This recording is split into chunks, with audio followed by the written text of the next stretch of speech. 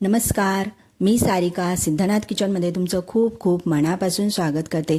आज आपण मोकळा केशर भात कसा बनवायचा ते पाहणार आहोत। त्यासाठी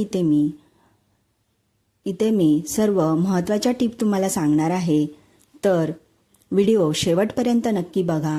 तर चला आजच्या व्हिडिओला सुरुवात करूया। इथे मी काचेचा बाउल घेतलेला आहे। त्या बाउलमध्ये अर्धा कप एवढा बासमती तुकडा तांदूळ घेतलेला आहे। याऐवजी तुम्ही अख्खा जो बासमती तांदूळ असतो तो वापरला तरीही चालेल। पाणी घालून हा तांदूळ 2 ते 3 वेळा स्वच्छ धुवून घ्यायचा आहे। स्वच्छ धुवून घेतल्यामुळे यातील पावडर जी आहे किंवा काही आपली घाण जी असते ती निघून जाणार आहे। आणि परत एकदा यामध्ये पाणी घालायचं आहे व 10 मिनिटं हा तांदूळ भिजत ठेवायचा आहे। 10 मिनिटं साईडला ठेवून द्यायचा आहे। ठेवल्यानंतर इथे मी गॅसवर कढई गरम करण्यासाठी ठेवलेली आहे। कढईमध्ये 2 चमचे तूप घालायचं आहे। तूप घालून तूप गरम झाल्यानंतर त्यामध्ये आपण 2 लवंगा घालायच्या आहेत। 2 लवंगा घालून झाल्यानंतर लवंगा चांगल्या गरम झाल्या की त्यामध्ये आपण भिजवून घेतलेला जो तांदूळ होता त्यातील पाणी जे आहे ते काढून टाकायचं आहे व हा जो तांदूळ आहे तो यामध्ये घालायचा आहे। सर्व तांदूळ यामध्ये घालून झाल्यानंतर 2 ते 3 मिनिटं तुपावर तांदूळ परतून घ्यायचा आहे। तुपावर तांदूळ परतल्यामुळे ह्याची भात जो आहे तो मोकळा होतो आणि जास्त मऊ भात आपल्याला करायचा नाही। त्यामुळे 2 ते 3 मिनिटं तुपावर तांदूळ जो आहे तो परतून घ्यायचा आहे। इथे गरम पाणी घालायचं आहे। अर्धा कप तांदूळ घेतला होता त्यासाठी 1.25 कप एवढं पाणी घालायचं आहे। परत एकदा हलवून घ्यायचं आहे। आता हलवत आहे तोपर्यंत तुम्हाला एक महत्त्वाची टीप सांगते। तर गरम पाणी घातल्यामुळे आपला भात जो आहे तो मोकळा होण्यास मदत होणार आहे। यामध्ये उकळी आल्यानंतर चवीनुसार मीठ घालायचं आहे। मीठ घालून परत एकदा हा जो तांदूळ आहे तो व्यवस्थित असा पाण्यामध्ये मिक्स करून घ्यायचा आहे।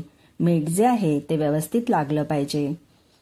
भातातील पाणी कमी झाल्यानंतर त्यावर झाकण ठेवून भात आपल्याला शिजवून घ्यायचा आहे। 90% एवढा भात जो आहे तो चांगला शिजला पाहिजे। भात चांगला शिजलेला आहे त्यामध्ये आपण 1/2 कप एवढी साखर घालायची आहे। साखर जी आहे ती तुम्ही तुमच्या आवडीनुसार कमी जास्त करू शकता। साखर घालून झाल्यानंतर हलक्या हाताने हा भात जो आहे तो व्यवस्थित असा मिक्स करून घ्यायचा आहे।